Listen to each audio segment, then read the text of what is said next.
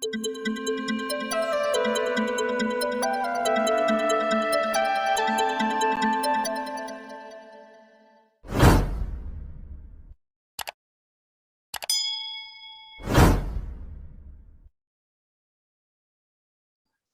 kalau sudah kita mulai, hari ini kita kuliah dengan judul kuliahnya itu Teologi PL2, betul ya?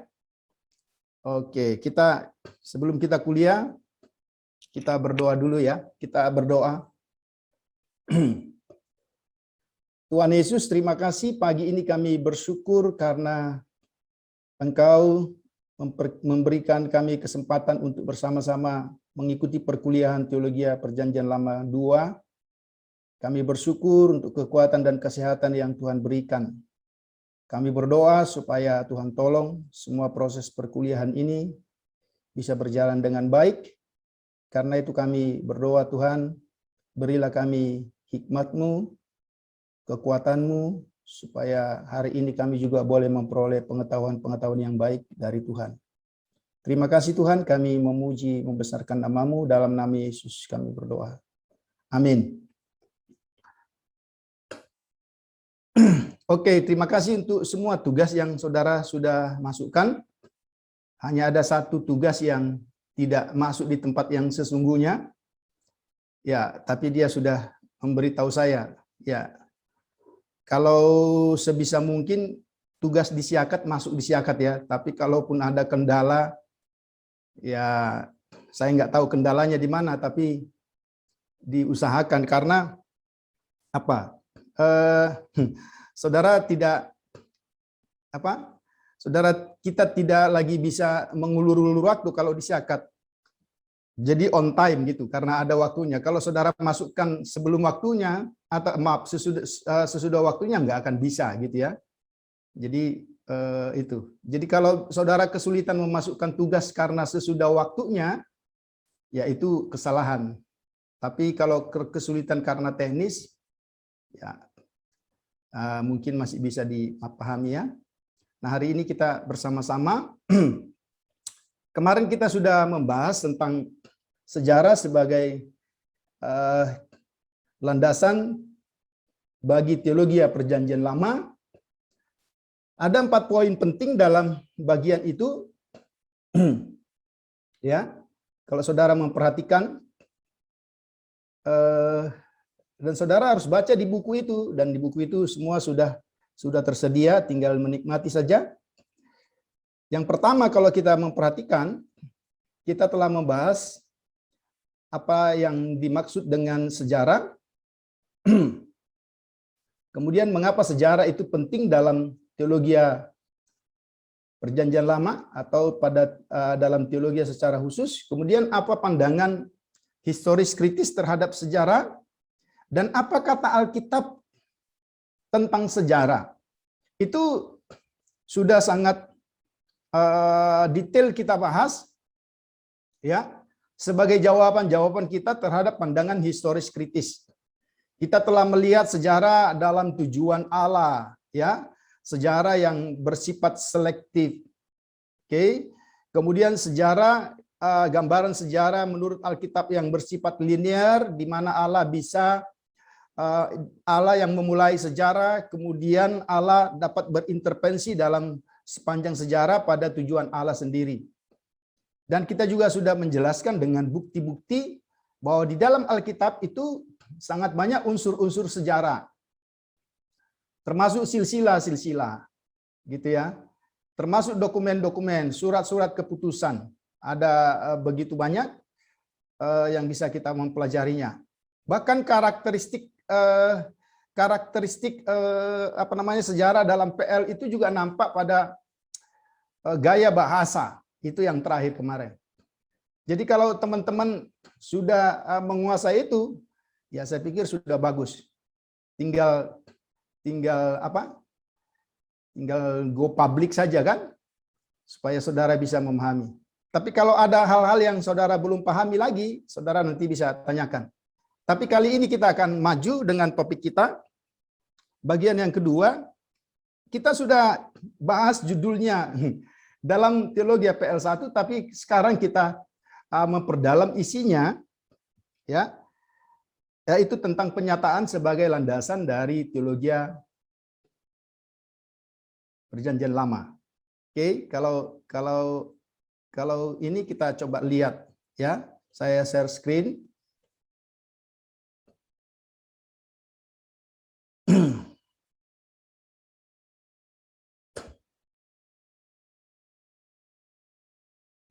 Ya, saudara perhatikan ya. Penyataan Allah dalam PL sebagai landasan bagi teologi PL itu sendiri ya. Saudara perhatikan. Ya. Inisiatif Allah untuk menyatakan diri sehingga ia dapat dikenal. Allah menyatakan dirinya dengan berbagai cara, dan salah satu dari cara untuk menyatakan diri inilah yang disebut dengan teofani. Jadi hari ini kita coba konsentrasi kepada tema teofani. Apa sih itu teofani? Ya, sehingga kita bisa memperhatikan ini satu topik yang penting dalam Perjanjian Lama. Oke. Kemudian kalau kita memperhatikan lagi, ya, wujud penyataan Allah itu teofani. Teofani itu ya berasal dari bahasa Yunani dari dua istilah, theos yang berarti Tuhan atau Allah, dan paino, kata kerja dalam bentuk pasif, berarti muncul, ya. Nah, muncul itu kalau dalam bahasa Ibrani itu berarti ra, ya. Yang muncul itu bukan bayang-bayang, tapi muncul secara literal, secara fisik, ya. Dalam bahasa Yunaninya itu bisa berarti terungkap, bersinar, atau memberi terang. Nah, itu pasif ya. Jadi penyataan Allah itu selalu aktif, tapi yang menerima penyataan Allah itu selalu bersifat pasif. Jadi tidak ada sesuatu yang menjadi kriteria. Kenapa Allah harus menyatakan diri? Ya, betul-betul pasif ya. Tuhan selalu mengambil inisiatif.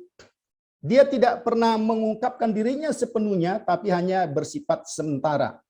Jadi perhatikan, teofani itu adalah satu bentuk pengungkapan diri Allah dalam satu periode, satu waktu, dengan sifat yang sementara. Berarti itu sebagai jembatan untuk sesuatu yang menetap. Nah, dari sini kita bisa sedikit meraba ya. Kalau dia bersifat sementara dalam satu waktu, ya, berarti kan ada sesuatu yang di ujungnya itu kira-kira apa? Berarti ada sesuatu yang tetap nanti. Oke, saudara sudah harus bisa membingkai itu dalam pikiran saudara. Kalau ada sesuatu yang dalam satu waktu kemudian bersifat sementara, Allah menyatakan diri, itu akan mencapai klimaks kepada apa? Nah, jadi teofani itu ada hubungannya dengan yang tetap, ada hubungannya dengan penggenapan, ya. Itu kita lihat. Teman-teman tolong dikembangkan cara berpikirnya gitu ya. Oke, kemudian kita lihat. Nah, ini kita memperhatikan diskusi kita ini. Coba buka Yohanes 1 ayat 18. Ntar saya ambil Alkitab saya dulu ya. Sorry.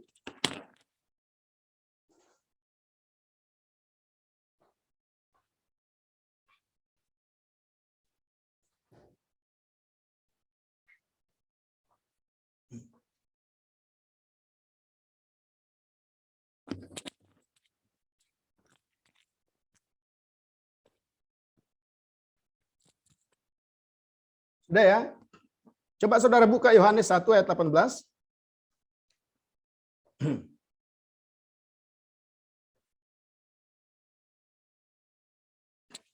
Nah, saudara perhatikan di sana.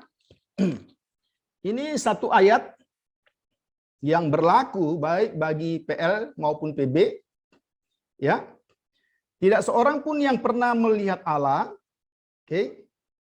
Kalau hanya berhenti di situ, maka kita akan masuk kepada satu kontradiksi yang tidak pernah terselesaikan. Coba saudara perhatikan Alkitabnya.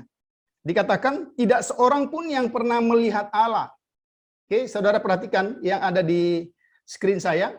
Saya sengaja potong. Ya. Kemudian dia adalah Allah yang tidak tampak. Saudara perhatikan itu ya. Tetapi faktanya ada orang yang telah melihat Allah. Oh, banyak sekali. Ya. Jadi di satu sisi dikatakan tidak seorang pun yang melihat Allah.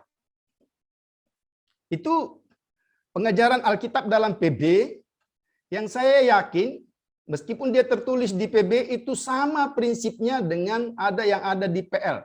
Jadi tidak berubah. Oke. Karena dia adalah Allah yang tidak tampak. Kalau saudara perhatikan ayat-ayat yang lain, salah satu alasan mengapa Allah tidak dapat dilihat karena dia adalah roh, gitu ya. Jadi karena dia adalah roh, maka dia tidak akan dapat pernah dilihat oleh orang. Nah, tetapi faktanya ada banyak orang yang telah melihat Allah. Saya mulai dari Kejadian pasal 12 ayat 7. Meskipun sebenarnya istilah teofani sudah dimulai sejak awal sekali dari kitab Kejadian pasal yang ke-3. Ya, tapi ada alasannya mengapa saya mulai dari Kejadian 12 dan seterusnya.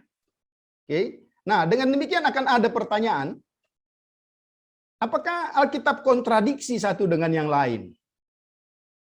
Ini menjadi diskusi yang kalau kita tidak selesaikan maka Alkitab kita akan jatuh kepada kontradiksi sebagaimana anggapan sebagian orang yang hanya mencomot-comot ayat-ayat Alkitab gitu ya. Nah, tentu kita akan coba lihat bagian-bagian ini. Nah, untuk melihat ini maka kita harus mulai dengan satu presuposisi ya atau satu pernyataan yang jelas di Alkitab. Jadi jangan dimulai dengan pemikiran teolog, jangan dimulai dengan asumsi-asumsi pribadi, tapi mari kita lihat preposisi ya atau pernyataan yang jelas di Alkitab. Apa itu? Yang pertama, Allah adalah roh sehingga tidak mungkin dapat dilihat oleh manusia. Teman-teman, sampai kapanpun, dimanapun, teks ini nggak boleh diubah. Ya, ini nggak boleh diubah. Saudara perhatikan teks-teks itu. Ya, sehingga Allah tidak pernah berubah menjadi setengah fisik atau menjadi fisik. Ya, ini preposisi. Ini pernyataan yang mendasar di Alkitab yang tidak boleh diubah. Apakah itu oleh PL maupun PB. Jadi itu namanya preposisi. Ya. Kemudian, tetapi preposisi yang berikutnya, lihat ya. Jadi ini menarik. Allah adalah Allah yang menyatakan diri. Oke. Jadi di satu sisi, teman-teman, kalau saudara perhatikan, Allah itu adalah roh dan dia tidak mungkin dilihat. Ya, saudara harus bisa memahami ini. Ada ayatnya yang berlaku ya untuk semua konteks. Tapi di sisi lain, Alkitab juga katakan bahwa Allah adalah Allah yang menyatakan diri. Nah, kalau kita hanya berhenti pada preposisi yang pertama, apa jadinya kira-kira gitu ya? Apa jadinya? Allah itu roh sehingga tidak mungkin dilihat oleh manusia. Misalnya hanya berhenti pada preposisi itu, maka tidak pernah ada komunikasi antara Allah dan manusia. Maka benarlah pandangan deisme bahwa tidak ada campur tangan Tuhan, komunikasi sejak dunia diciptakan, ya, maka Allahnya sudah pergi, tidak ada komunikasi.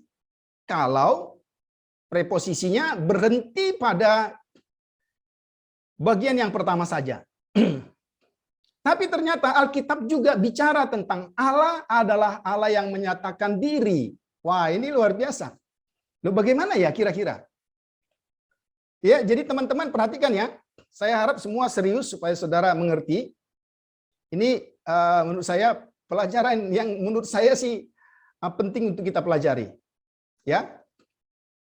Nah, kalau dikatakan Allah adalah Allah yang menyatakan diri, berarti kan Allah, kalau saudara coba gabungkan preposisi yang pertama dengan yang kedua, Kira-kira ada masalah nggak? Coba saya tanya. Silakan kalau ada yang mau menjawab. Ada masalah? Di mana masalahnya? Silakan boleh saudara jawab. Saya stop share dulu. Silakan maju supaya kedengaran.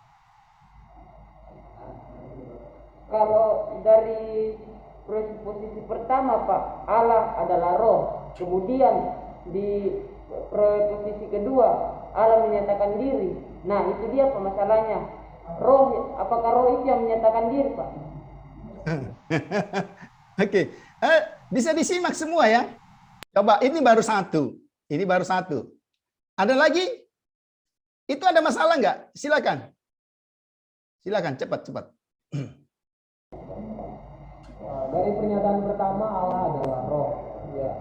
Sebenarnya ini kontradiksi karena roh tidak dapat dilihat. Tapi di pernyataan kedua dikatakan bahwa Allah menyatakan dirinya. Jadi bagaimana roh itu bisa dilihat? Padahal bagaimana Allah dapat menyatakan dirinya padahal Allah roh gitu, Pak. Oke. Masih sejenis ya. Saya belum menemukan orang yang bisa maaf, bukan berarti yang satu dua salah.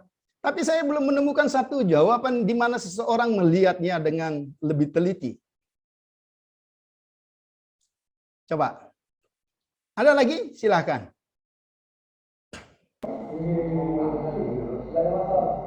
Pak, kan kalau dikatakan di yang pertama tadi Allah adalah roh, sehingga tidak mungkin dapat dilihat oleh manusia.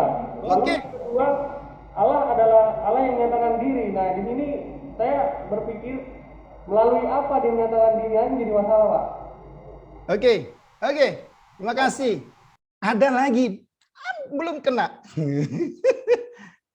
Ayo Mas Joko. Ada? Nah, kalau saudara perhatikan dua pernyataan itu apa bertentangan? Enggak. Saudara perhatikan yang pertama, Allah adalah roh, sehingga dia tidak mungkin dilihat oleh manusia. Tidak mungkin dilihat oleh manusia. Kemudian yang kedua, Allah menyatakan diri. Saudara lihat, preposisi yang pertama dan kedua subjeknya siapa? Allah. Loh, makanya kan tadi saya katakan teofani itu sifatnya masif. Kenapa Allah tidak, kalau dia tidak dapat dilihat oleh manusia, karena dia adalah, kenapa dia tidak dapat menyatakan diri? Di apa susahnya? Ini kan tindakan dari diri Allah. Allah yang tidak terbatas, dia bisa membukakan diri dengan berbagai cara. Jadi nggak bertentangan, teman-teman. Nggak bertentangan. Kalau dikatakan Allah adalah roh, ya sehingga perhatikan, ya bukan dikatakan sehingga dia tidak dapat melihat manusia, bukan dikatakan seperti itu. Sehingga manusia tidak dapat melihat dia, betul? Manusia yang tidak dapat melihat dia, oke? Tapi dikatakan yang kedua, Allah menyatakan diri. Berarti kan, ya Allah yang tidak terbatas, yang Allah adalah roh itu, ya dia membukakan diri. Loh, apa salahnya? Nggak ada salahnya. Dua-duanya subjeknya sama, Allah. Yang tidak dapat melihat manusia, maaf, yang tidak dapat melihat Allah adalah manusia. Jangan dibalik. Sehingga, saudara perhatikan di situ, maka itu saya pikir tidak bertentangan. Kalau saudara ikuti, preposisi itu saya tidak taruh di depan, tapi di file yang kesekian. Supaya sebenarnya saya ingin saudara ngeh bahwa kita sudah mulai dengan istilah teofani. Jadi salah satu cara Allah untuk menyatakan diri, membukakan diri, supaya dia dapat dikenal, adalah teofani. Perhatikan. Bukan dikatakan supaya manusia dapat mengenal Allah, maka manusia, tidak. Tapi dikatakan supaya manusia dapat mengenal Allah, lalu Allah. Ya. Gitu. Jadi tidak bertentangan. Saudara saya ulang lagi ya. Saya kasih tunjukkan lagi screen-nya. Saudara perhatikan. Jadi ini tidak bertentangan. Oke. Dan ini preposisi yang kita tidak bisa ubah yang ada di Alkitab. Oke, saudara perhatikan ya. Kalau kita lanjutkan, ya toh. Nah, itu. Dia roh. Memangnya kalau Allah itu roh, dia tidak punya cara kah? Pertanyaan saya. Dia banyak cara supaya manusia dapat mengenal dia. Apa sebenarnya yang ingin dikatakan? Ini jelas. Supaya tidak ada seseorang yang mencoba memasukkan teologi ke dalam Alkitab PLPB selain dari penyataan Allah. Oke, saudara perhatikan.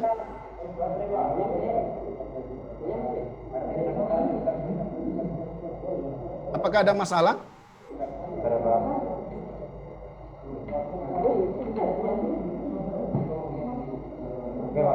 Oke.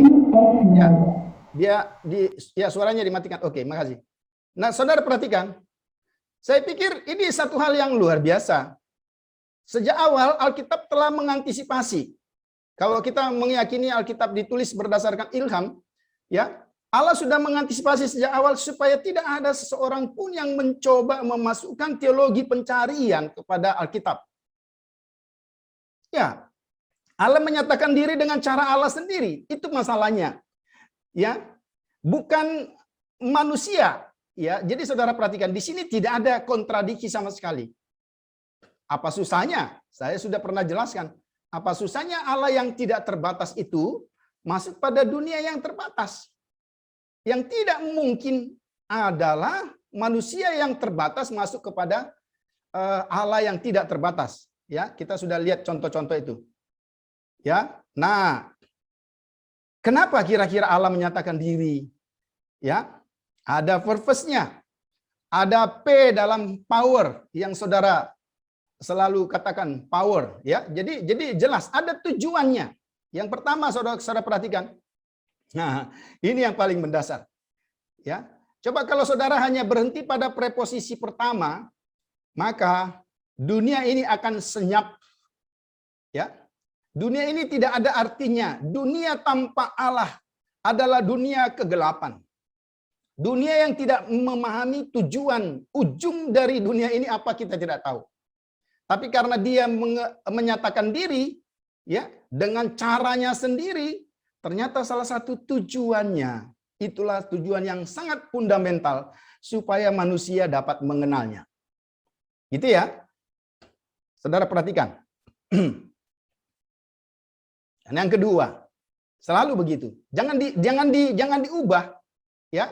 Jangan dikatakan supaya manusia diselamatkan. Tunggu dulu. Yang pertama, supaya manusia dapat mengenal dia. Kita sudah melihat bagian ini dan ini tidak boleh diubah urutannya. Nah, kira-kira itu ya.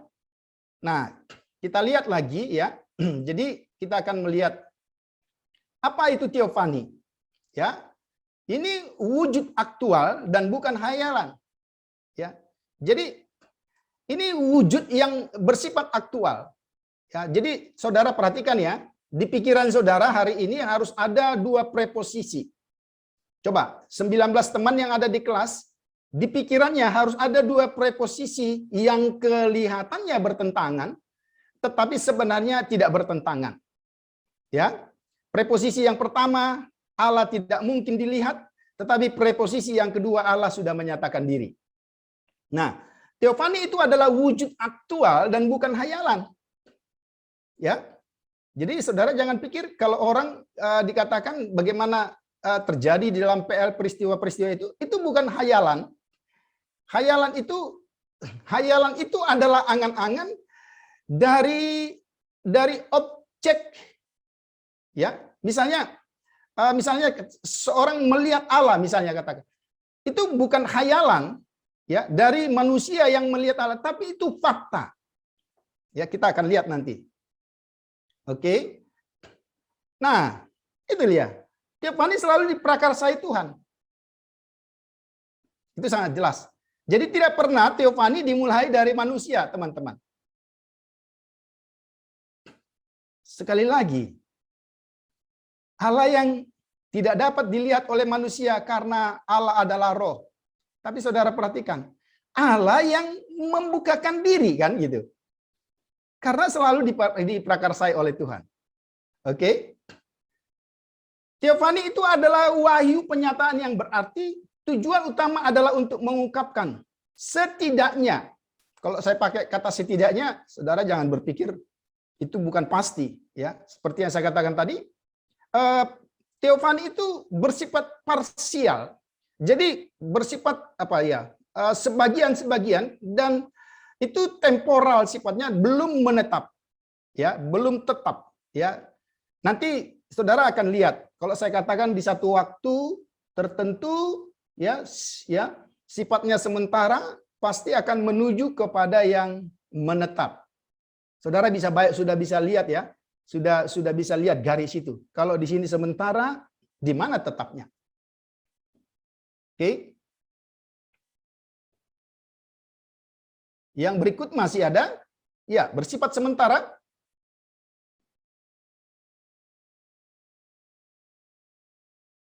Lihat, teofani dapat dilihat oleh mata, terdengar oleh telinga, dan dirasakan oleh tangan.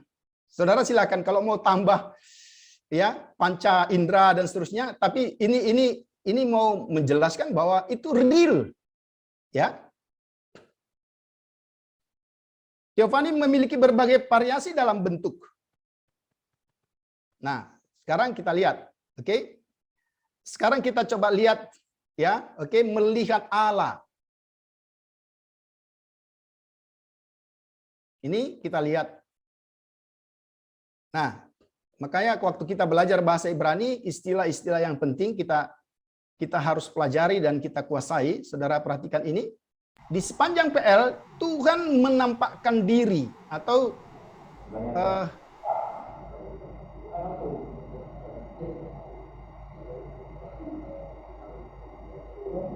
Ini juga saya punya pertanyaan, Pak. Ya, silakan. Terkait dengan bagaimana cara Allah menyatakan dirinya kepada manusia yang di belakang tadi, bahwa Allah menyatakan dirinya kepada manusia dengan teofani hanya sementara, bahkan dikatakan secara parsial. Nah, kita melihat sendiri bahwa caranya Allah pun di dalam menyatakan dirinya itu tidak secara komprehensif, atau mungkin secara, saya katakan dalam tanda kutip, samar-samar. Nah, kalau kita melihat tujuannya bahwa dia ingin menyatakan dirinya kepada manusia, bagaimana ini dikatakan bahwa dia ingin dikenal oleh manusia, Pak? Tunggu dulu. Ini kan kita masih di intro toh. Kalau saudara nanti lihat ketemu contoh, jadi jangan nangkap sepotong. Memang pertanyaan saudara terkesan benar. Ya. Maaf. Saya mau katakan kepada saudara yang 18 yang duduk, pertanyaan saudara ini terkesan benar. Tapi pertanyaan yang belum punya dasar. Kenapa? Karena saya belum menjelaskan. Ya, karena gini, saudara jangan hanya ambil yang bersifat, perhatikan, saya sangat teliti mendengar pertanyaan. Oke, saudara perhatikan, jangan hanya ambil yang parsial. Ayo dong, fair dong. Lihat dong bagian awal sampai akhir. Bisa ya? Gitu cara berpikirnya. Nah, ini kesalahan kita yang selalu terjadi, dan ini di sini sebenarnya awal-awal, maaf. Ini saya hanya buat analogi, bukan berarti saudara Mika menyesatkan. Di sini awal-awal penyesatan itu terjadi. Karena mengambil sesuatu, oh, iya kan, cocok sekali. Kalau Allah itu sifatnya parsial, bagaimana mungkin manusia dapat mengenal Dia? Tunggu dulu, lihat yang di atas. Oke? Nah, kalau tujuannya untuk menyelamatkan, untuk menyatakan supaya manusia mengenal Dia, istilah parsial ini apa? Kita lihat nanti. Ya. Oke, jadi gini, bagus. Tapi yang saya mau saudara bisa lihat dari awal sampai akhir. Nanti ketika lihat contoh-contoh, ya, ketika kita sudah masuk pada perjalanan ini akan semakin jelas. Ya nggak apa-apa. Tapi yang saya maksudkan, mari karena saya tadi menjelaskan parsial, jadi saudara juga nggak boleh bertanya parsial gitu loh. Jadi hanya melihat satu sisi itu. Kan kelihatannya sangat logis ya. Karena saya katakan sifatnya parsial. Kalau bukan parsial, itu bukan teofani lagi. Saya jawab seperti itu aja. Ya, kalau bukan parsial, bukan sementara, itu namanya sudah inkarnasi di Alkitab. Makanya saya katakan tadi, ya, di mana kira-kira ujungnya kan saya belum beritahukan. Kalau saudara perhatikan, ini waktu-waktu tertentu sifatnya temporer ya. Kemudian bersifat parsial. Maka saudara perhatikan, ini kan nanti ada klimaksnya. Penyataan Allah yang bersifat progresif itu ada klimaksnya. Dan kalau saudara buka Wahyu pasal yang pertama ayat 1 dan 2, kan jelas. Ya. Nah, kalau di teofani itu tidak sifatnya lagi parsial, you harus ganti. Ini bukan teofani. Kira-kira gitu ya. Wah, ini seru ini. Dia sudah mulai berpikir, tapi maksud saya coba saudara mulai juga melihatnya secara utuh. Tapi kalau ini tidak parsial, saya jawab sekali lagi, Mika, ini berarti sudah inkarnasi. Jelas ya? Karena inkarnasi itu sudah tetap. Ya, nanti kita lihat. Makanya pertanyaannya sudah mendahului penjelasan saya. Dan ini saya pikir semua orang belum bisa memahami. Oke? Nah, tapi silakan, saudara jangan jadi takut bertanya juga. Tapi maksud saya coba ditelaah lagi lebih komprehensif gitu ya. Oke, saya lanjutkan ya, saya lanjutkan. Saudara perhatikan, dipakai istilah ra. Oke, saudara perhatikan ya. Yang berarti melihat penampakan ini ya. Kalau saudara perhatikan istilah ra ini adalah manifestasi literal dari Tuhan dalam beberapa jenis bentuk fisik yang dapat dilihat dan didengar oleh manusia. Sekali lagi, ini tidak bertentangan dengan yang parsial. Ya. Jadi selalu begitu. Ini kalau ada yang bertentangan berarti ini kacau balau nanti. Ini bukanlah penglihatan di dalam kepala, ya, pikiran, tetapi penampakan di depan mata. Wah, yang parsial itu juga teman-teman bisa dilihat. Ya, bisa dilihat jelas. Ya. Tapi yang dimaksudkan parsial itu bisa artinya dia bisa bersifat temporal. Bukan hanya dari sisi wujudnya, gitu ya, tapi waktunya juga seperti itu. Oke. Kemudian kata ra adalah kata Ibrani untuk menggambarkan apa yang dapat dilihat oleh mata manusia. Ya, jadi perhatikan. Ini kalau dikatakan melihat itu ya seperti saya melihat saudara. Ya, gitu kira-kira ya. Oke. Nama-nama yang dipakai untuk Allah, ya saudara bisa lihat. Ya. Nama-nama yang dipakai untuk Allah antara lain Yahweh El, Yahweh Elohim, Yehovah, El Shaddai. Ini menjelaskan Allah yang menyatakan diri secara pribadi tanpa perantara. Oke. Nah, ini juga bisa menimbulkan pertanyaan. Ya. Nanti kita lihat. Oke, nah ini ada istilah-istilah saudara, kalau saudara meneliti ya, nama-nama Allah yang dipakai, ini ada teksnya, kepada siapa dia menyatakan diri, ada Abraham, Ishak, Yakub, dia, Fir itu apa, muncul, nampak gitu ya. Jadi semua dipakai kata ra'ah. Saudara bayangkan, ini terdapat di dalam kitab Kejadian, ya. Kemudian, oke, ini dalam kitab Keluaran, di dalam kitab Imamat, di dalam kitab Ulangan, oke. Kemudian di dalam 1 Samuel banyak sekali ya. Jadi istilah-istilah itu berarti kalau saudara perhatikan, wah, Allah itu tidak berhenti. Kalau saudara perhatikan ini rangkaian yang begitu panjang, kita dapat katakan Allah itu tidak pernah berhenti menyatakan diri. Itu coba saudara bayangkan. Ya, Allah terus aktif, ya, Allah terus aktif. Oke.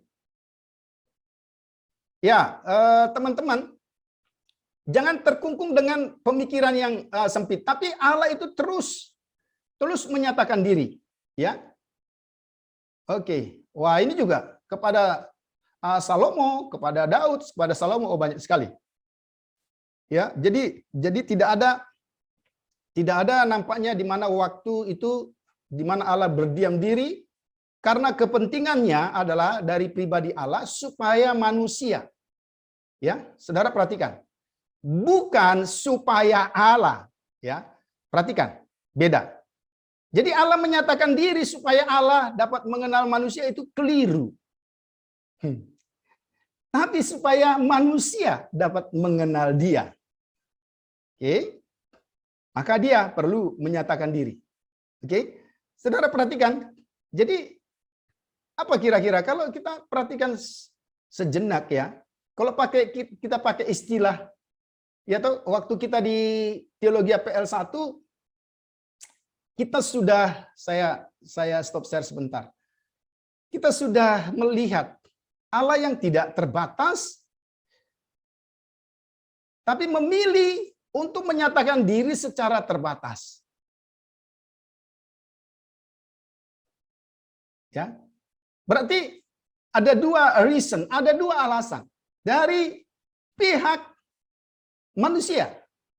Karena manusia itu begitu terbatas, masih netral, ya, itu satu. Hakikat manusia dengan Allah itu berbeda. Maka Allah harus berinisiatif membukakan dirinya. Lihat, jadi bukan manusia yang berusaha mencari Dia. Ini salah. Alkitab tidak pernah berkata manusia berusaha mencari Allah maka dia menemukan Allah. Salah. Tapi yang dikatakan Alkitab adalah Allah membukakan dirinya kepada manusia supaya manusia dapat mengenal Dia. Yang kedua, ini saya hanya mengulang apa yang sudah pernah kita pelajari. Bahwa manusia sudah berdosa. Jangan dibalik. Ya. Tapi dari sisi Allah, inilah sebenarnya kemurahan hati Allah. Dia tidak menginginkan manusia tidak mengenal Dia dan akhirnya manusia itu hilang. Itu yang dikatakan 1 Petrus. Nah, dengan bahasa sederhananya, Allah yang adalah roh yang tidak terlihat, yang maha kuasa, yang supranatural itu, kalau boleh saya katakan dengan bahasa sederhana, Dia dengan sengaja menurunkan tanda kutip, supaya saudara jangan salah lagi, menurunkan levelnya, kira-kira gitu ya, turun level, supaya level yang rendah ini bisa lihat. Dan saudara lihat, apa yang dikatakan Yohanes 1 ayat 14. Ya kan? Itu kan selalu kita ingat. Itu kan jelas sekali. Dia berdiam di antara kita. Kan harusnya tidak. Kalau kita hanya tinggal pada preposisi yang pertama tadi. Oke? Tapi kita harus melihat dua preposisi ini tanpa memisahkannya satu dengan yang lain. Ya. Nah, saya harap saudara pikirannya harus terbuka. Ya, hal-hal yang kelihatannya bertentangan silakan saudara tanyakan, tapi saya ingin saudara melihatnya secara utuh gitu. Ya, secara utuh. Oke? Nah, saya lanjutkan. Saya harus pelan-pelan saudara supaya saudara bisa memahaminya dengan baik. Nah, ya. Kemudian kita lihat bagaimana manusia dapat melihat Allah? Ya, kita lihat nanti Alkitab menjelaskan bahwa Tuhan menampakkan diri sedemikian rupa sehingga Ia dapat dilihat, perhatikan, dan didengar. Nah, Tuhan mengenakan ke atas dirinya. Wah, ini saudara perhatikan. Jadi di PL ada bahasa yang paralel dengan bahasa istilah mengosongkan diri di dalam PB. Sekali lagi, paralel bukan berarti harus sama persis, tapi ada semacam bahasa yang sama kalau saudara perhatikan. Ya, Tuhan mengenakan ke atas dirinya bentuk fisik literal. Ya. Kita lihat nanti, ya. Jadi kita memperhatikan. Ya, coba. Kita buka sekarang Bilangan 12 ayat 6 sampai 8. Silakan buka Alkitabnya.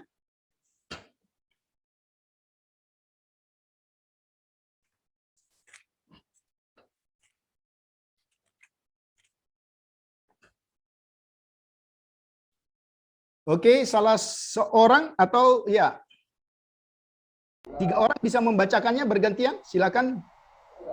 Yang di depan aja supaya suaranya bisa kedengaran langsung. Bilangan 12.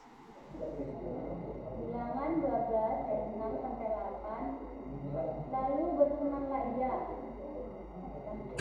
dengarlah firman-Ku ini, jika di antara kamu ada seorang nabi, maka aku Tuhan menyatakan diriku kepadanya dalam penglihatan. Aku berbicara dengan dia dalam mimpi. Bukan demikian hamba Musa, seorang yang setia dalam segenap rumahku. Hadaplah,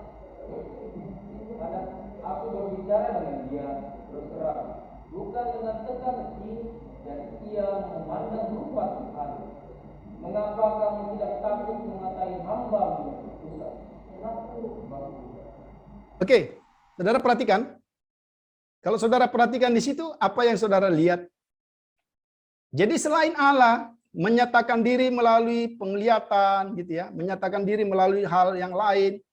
Tapi kira-kira mengapa Tuhan berkata sesuatu yang istimewa tentang Musa? Karena saudara harus lihat konteksnya, ya. Tuhan ingin mengklarifikasi perbuatan Harun dan Miriam terhadap Musa. Jadi saudara harus lihat. Jadi konteks ini bagaimana Tuhan menjelaskan pembelaannya kepada hambanya yang setia itu. Dan pembelaannya itu luar biasa.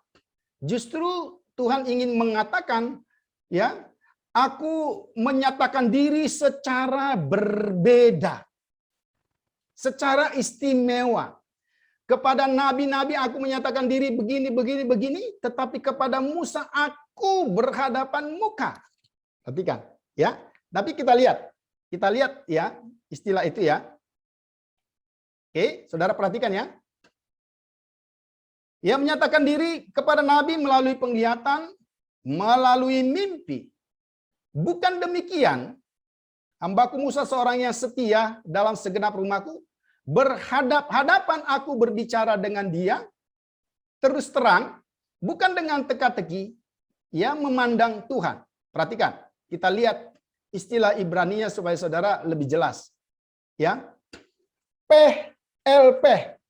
Jadi saudara, bahasa Indonesianya berhadap-hadapan itu ya dikatakan PLP, mulut ya. Mulut ke mulut.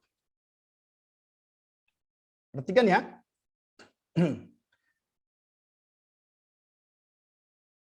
Ada perbedaan yang signifikan antara bagaimana Tuhan biasanya memberikan wahyu kepada para nabi dan bagaimana dia berbicara kepada Musa. Sekali lagi lihat konteksnya. Ya, Tuhan itu betul-betul mengklarifikasi kelakuan Miriam dan Harun yang menjelek-jelekkan Musa, yang iri kepada Musa. Jadi saudara perhatikan pembelaan Tuhan kepada hambanya ya itu terjadi. Ya, tetapi dengan Musa Tuhan melakukan sesuatu yang berbeda. Ya.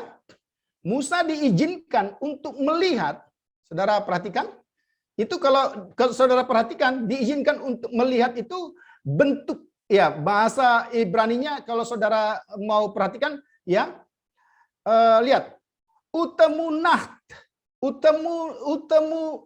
utemunat ya, utemunat Yehua ya, utemunat Adonai, bentuk Yahweh ya. Ketika itu digabung dengan PLP, mulut-mulut, itu berarti bahwa Yahweh mengizinkan Musa untuk melihat bentuk fisiknya dan mereka berbicara seseorang kepada yang lain, yaitu dari mulut ke mulut. Ya, kata bentuk berarti suatu bentuk fisik atau materi. Sekali lagi, ini kita sedang mengobservasi gramatikal bahasa aslinya. Ya. Jadi saudara perhatikan. Kita akan lihat nanti. Oke. Ya, kemudian seperti apa bentuk Allah kalau begitu? Ya, itu masih tanda tanya. Karena telah ditunjukkan bahwa Tuhan menampakkan diri dalam bentuk fisik, maka pertanyaannya ialah, dalam bentuk seperti apakah Tuhan itu muncul? Ya. Coba saudara buka lagi Yohanes 1 ayat 18 tadi. Ya, supaya kita tidak salah. Oke, itu pegang baik-baik.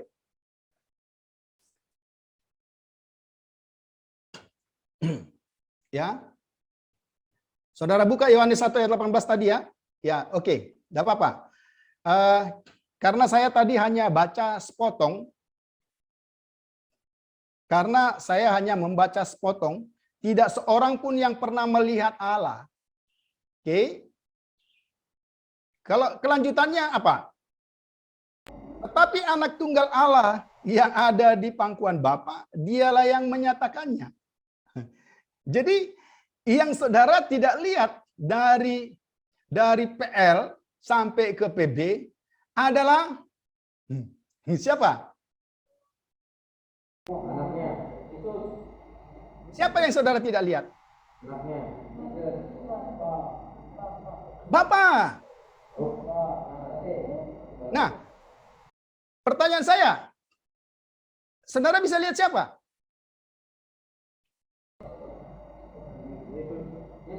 Saudara bisa lihat siapa? Anak. Oke, pertanyaan saya selanjutnya, apakah anak baru ada di PB?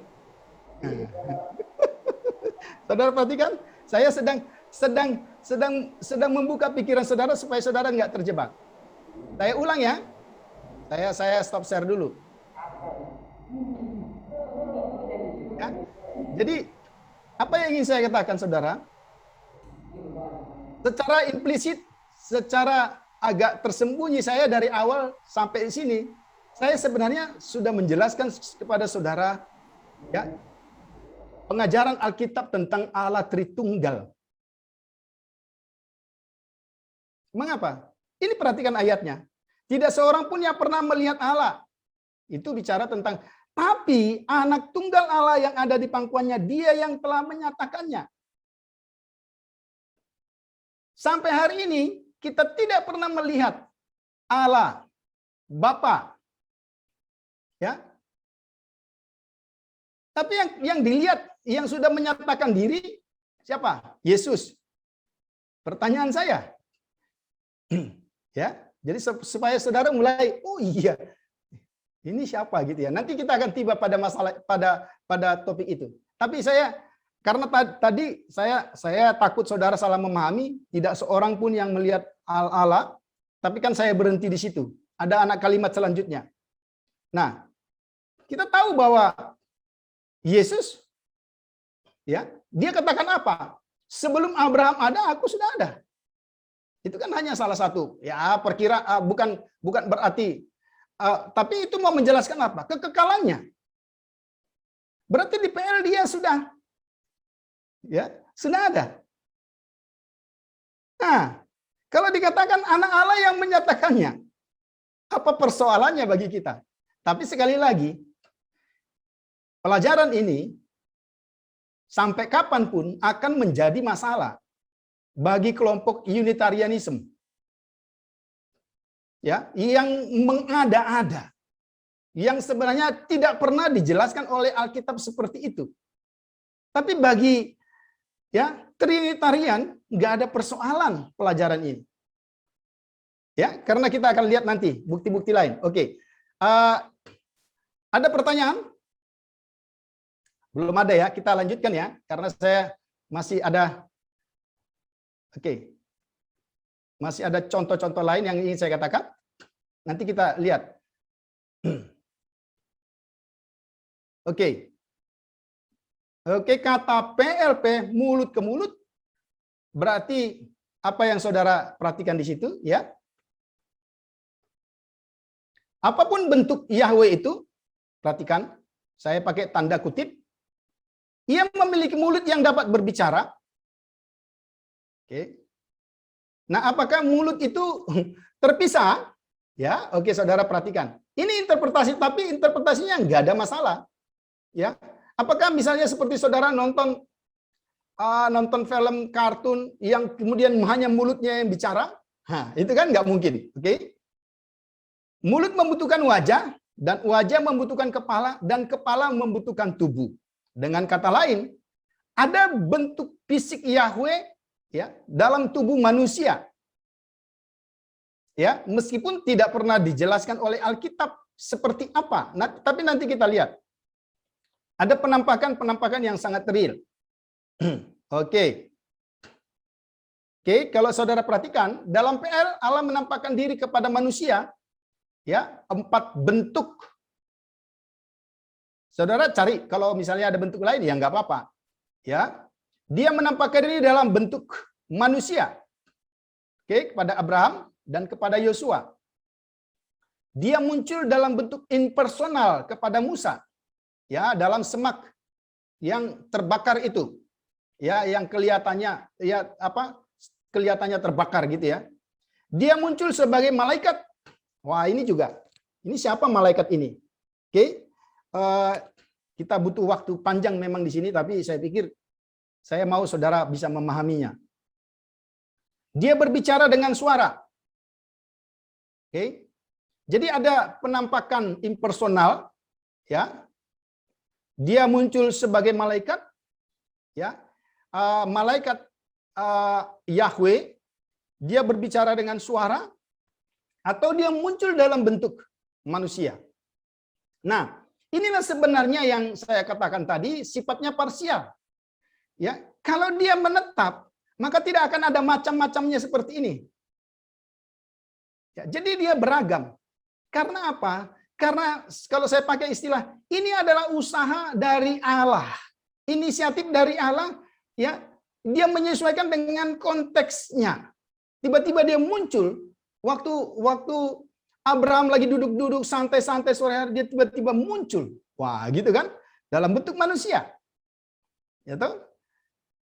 Kemudian waktu dia memanggil Musa, dia muncul ya dalam bentuk impersonal. Suaranya kedengaran ketika Musa mau melangkah lebih lanjut lagi.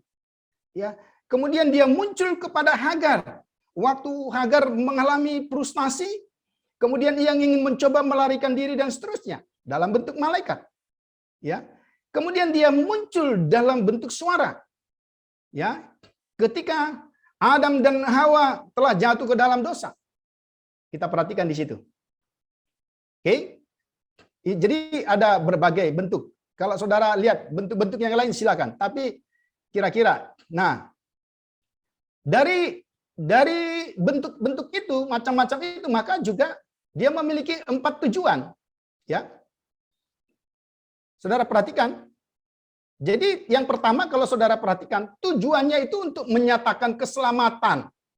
Ya, kalau saudara perhatikan, ya itu sangat jelas. Ketika pertanyaan pertama dari Allah kepada Adam, Adam, di manakah engkau? Oke, ini sebenarnya tindakan penyelamatan yang pertama di Alkitab. Kalau saudara perhatikan, ya, meskipun ada rangkaian selanjutnya. Allah menampakkan diri untuk mengajar, mengoreksi, ya. Oke, saudara perhatikan itu. Jadi kita bisa lihat. Tuhan menampakkan diri untuk menugaskan. Oke. Saudara perhatikan Yesaya pasal 6. Ya. Kalau saudara perhatikan di situ, Yesaya tidak pernah menjelaskan bentuk Tuhan kayak apa. Ya, karena dia sudah hampir mati ya dan seterusnya. Kemudian Allah menampakkan diri kepada bangsa Israel untuk membawa penghakiman atas umatnya yang memberontak. Jadi dari 4 tujuan ini, maka kita lihat sebenarnya begitu lengkap ya dari apa yang kita lihat tadi itu. Ya. Oke. Nah, ini dia. Kita mulai dari sini. Teofani dalam PL, ya. Kenapa tadi waktu di dalam tabel saya tidak mulai dari situ? Karena di sini memang tidak dipakai istilah ra, melihat, ya, tapi dipakai istilah lain. Oke, saudara perhatikan. Kejadian 3 ayat 8. Oke, silakan buka Alkitabnya, salah seorang membaca.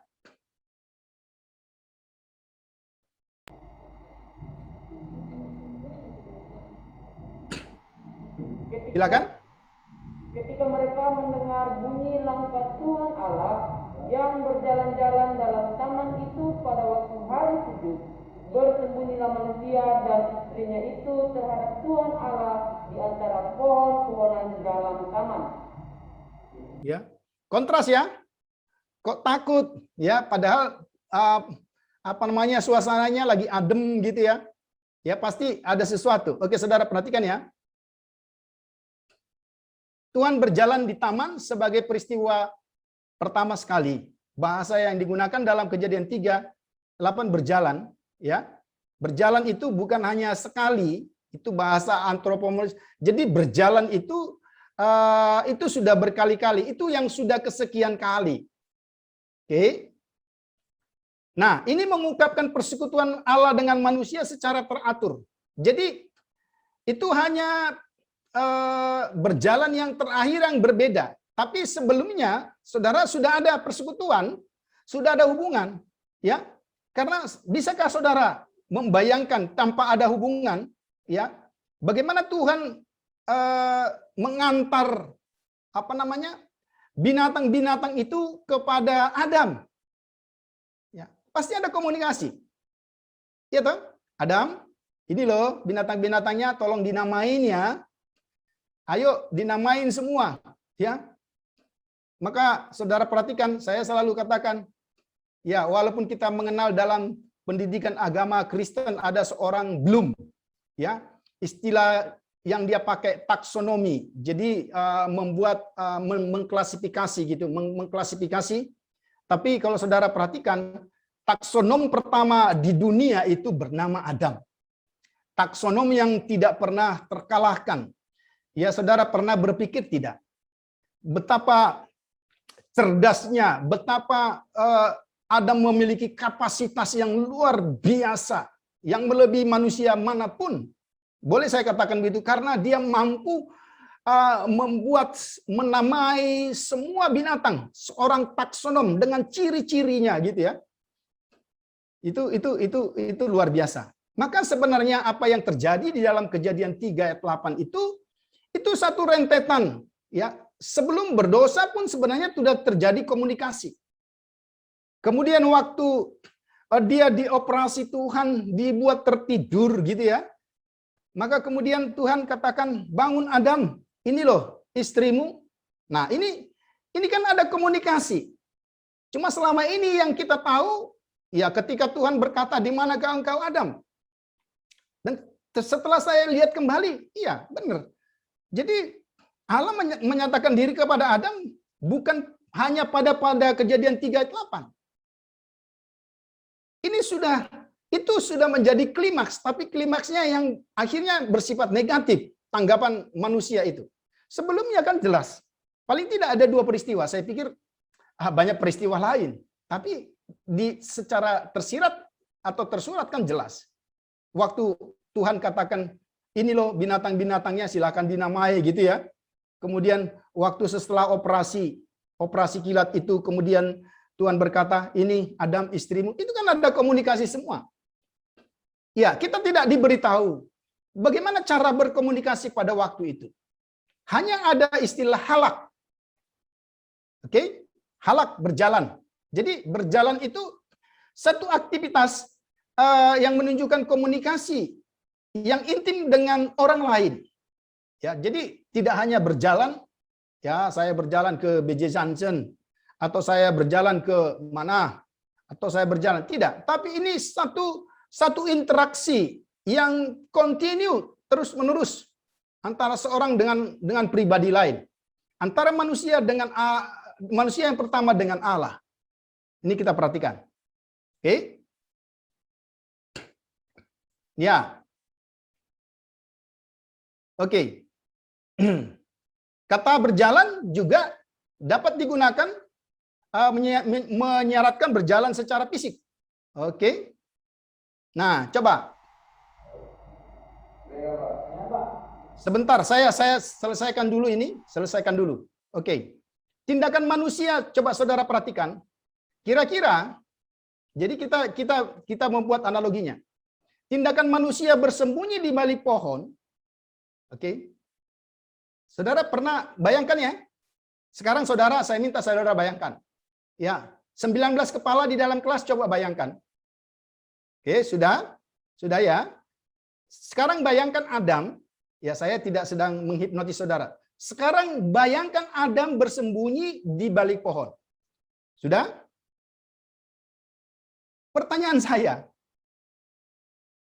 mengapa Adam bisa bersembunyi di balik pohon? Kalau tidak ada satu sosok atau pribadi lain yang dia tahu sedang mencari dia.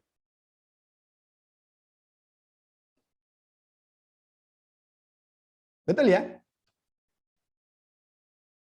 Saya mau membawa saudara membayangkan itu. Ini bayangan yang tidak salah.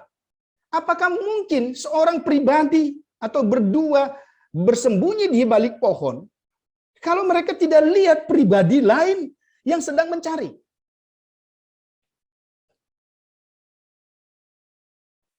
Bisa dipahami ya? Oke. Kalau ada yang belum paham ini, tolong angkat tangan. Saya berusaha. Saya memang salah satu cara saya untuk membaca Alkitab, maaf, meskipun tidak selalu begitu. Saya mencoba membayang-bayangkan. Bukan berarti apa yang saya bangkan, tapi hanya untuk mencoba memahami. Iya. Ya. Manusia bersembunyi di balik pohon.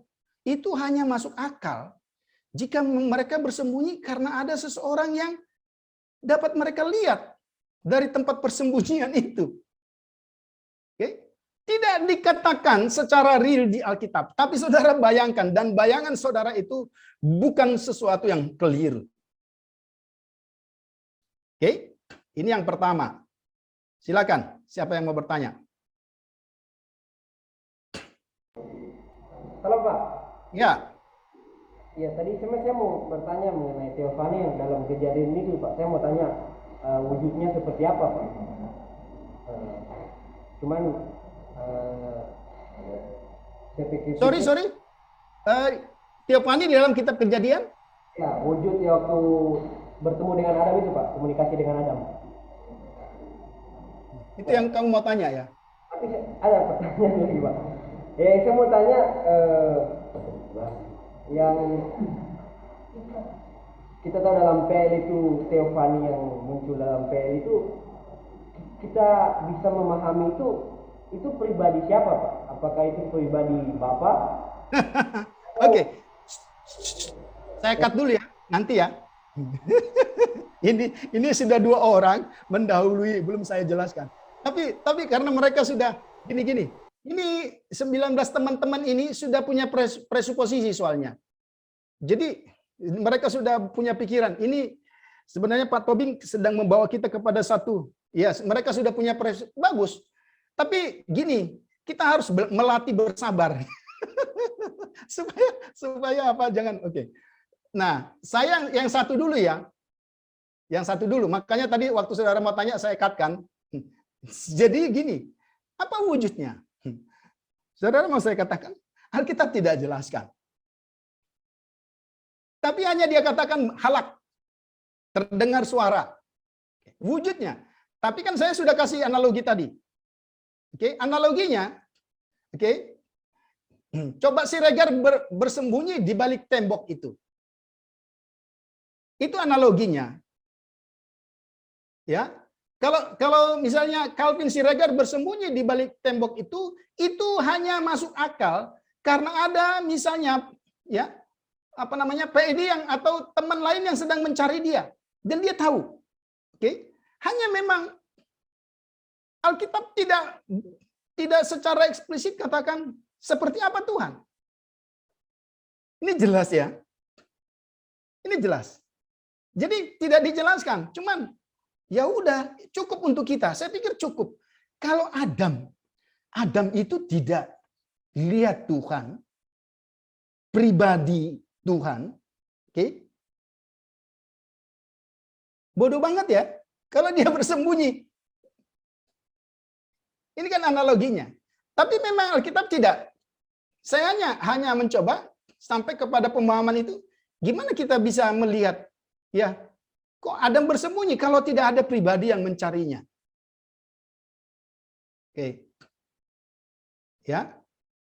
Nah, pertanyaan kedua saya belum jawab karena ini memang harus berurutan. Saya nggak mau saudara hanya nangkap di situ. Oke, saudara bagus punya presuposisi, ya. Tapi harus sabar dalam arti gini, supaya nanti presuposisinya itu terjawab. Klik. Kalau sudah klik, sampai kapan bisa nggak hilang.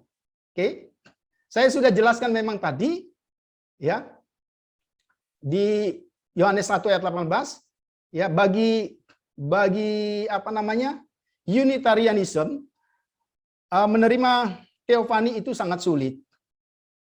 Ya, pribadi Allah di dalam, kalau saudara perhatikan ya, di dalam PL pribadi tanda kutip, pribadi Allah di dalam peristiwa itu bisa muncul bukan hanya satu. Kalau saudara perhatikan, itu buat saya nggak ada masalah, karena buat saya dia Allah yang bisa menampakkan diri dalam, ya, berbagai bentuk. Jadi nanti kita lihat. Oke, Calvin, nanti ya kita mau maju dulu. Oke, kita kalau ada pertanyaan lagi tentang yang ini, tapi jangan tanya dulu tentang Tritunggal. Oke, silakan.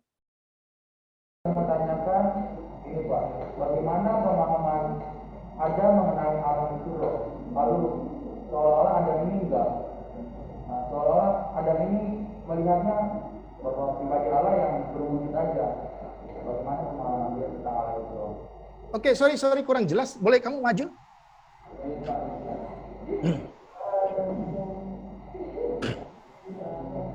Bagaimana pemahaman Adam kira-kira mengenai Allah itu roh?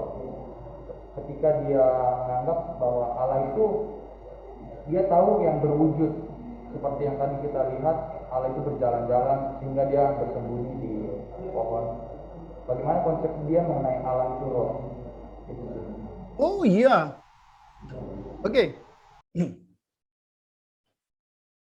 Kira-kira gimana ya jawab pertanyaan itu ya? Ya, saya pikir ini melampaui apa yang tertulis. Ya. Karena tentu pemahaman tentang Allah itu adalah pemahaman yang berkembang. Kalau saudara perhatikan, tidak dijelaskan bagaimana pemahaman Adam, tapi tentu bagi Adam, menurut apa yang saya pahami, bagi Adam tentulah pemahamannya tentang Allah berbeda dengan saudara. Itu sangat berbeda. Ya, logikanya tadi yang saya katakan secara sederhana. Ya. Kalau saudara sudah membaca Allah adalah roh dan seterusnya seperti yang kita bahas tadi, pertanyaan saya, apakah kira-kira Adam pernah membaca itu? Apakah Adam pernah memahami itu? Karena sekali lagi, inilah sebenarnya arti dari penyataan yang berkembang, progressive revelation. Jadi penyataan Allah itu pada konteks-konteks tertentu. Oke, ini jelas. Nah, jadi saya harus amankan pertanyaan ini. Nggak pernah dijelaskan. Tidak pernah dijelaskan pemahaman Allah. Tapi, saudara, teologi itu juga logis. Jadi kalau teologi nggak logis, maka saya mikir ini teologi yang benar apa enggak. Walaupun tidak harus semua logis, ya. Tapi teologi itu juga logis. Pertanyaan saya adalah ketika seperti contoh tadi, kalau pertanyaan yang kedua saya nggak bisa jawab karena memang Alkitab tidak jawab. Ya, yang saya ingin katakan pemahaman tentang Allah dari sejarah sampai hari ini itu adalah pemahaman yang berkembang. Saudara memahami Allah sekarang karena sudah final kan? Sama nggak kira-kira pemahamanmu dengan pemahaman Maleaki, dengan Yesaya? Beda. Pasti beda. Karena apa? Karena saudara dan saya sudah ada di satu wujud di mana Allah menyatakan diri dalam Yesus Kristus.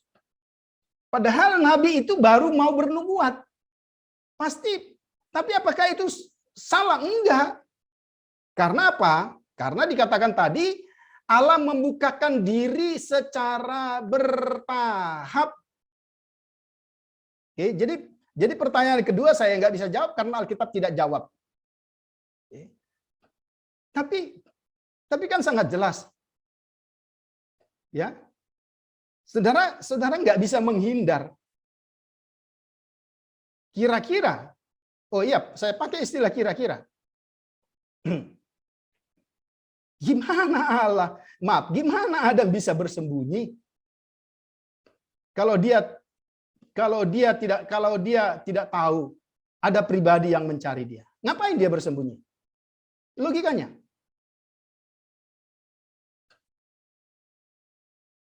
Maka sangat logis. Apakah seperti yang saudara pahami, ya? Ya, seperti Space Ghost gitu ya. Apa itu? Setan-setan luar angkasa itu. Hanya mulutnya. Kira-kira. Nah, saya lebih menerima ada pribadi di situ. Memang tidak dijelaskan oleh Alkitab, tapi sangat masuk di akal kita. Jadi penulis Alkitab ini mencoba menjembatani gimana kita bisa memahaminya itu lebih dalam lagi. Gitu ya. Oke, bro, saya nggak bisa jawab pertanyaan kedua.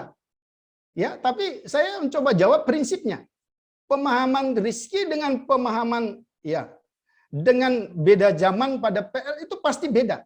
Karena kita berada pada tempat di mana Allah telah menyatakan diri secara penuh di dalam diri Yesus Kristus. Itu yang saudara kenal. Sedangkan hamba-hambanya di sana baru mau memulai. Allah masuk membukakan diri melalui ini, melalui ini. Nah, itu dia. Oke. Dan saya nggak mau kita terjebak dengan perdebatan yang tidak ada dasarnya di Alkitab. Oke, ada lagi pertanyaan? Kalau tidak ada, ya. Kalau mau berdiri sungguhan nikah. Jangan berdirinya jangan. Oke. Karena dari sini semua jelas ya. Oke, nggak apa-apa bercanda. Oke, saudara perhatikan ya.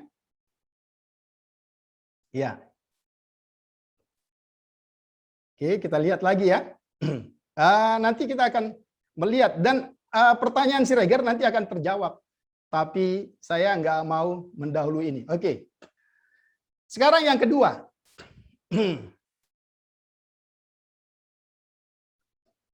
Oke. You mau bertanya atau mau izin? Oke, silakan. Ya, sekarang bagaimana Tuhan dan Kain? Coba saudara buka Kejadian pasal 4 ayat 6 sampai 16. Jadi pelan-pelan ya. Saya coba meskipun nanti ini agak banyak materinya tapi kita coba bahas sampai ngerti.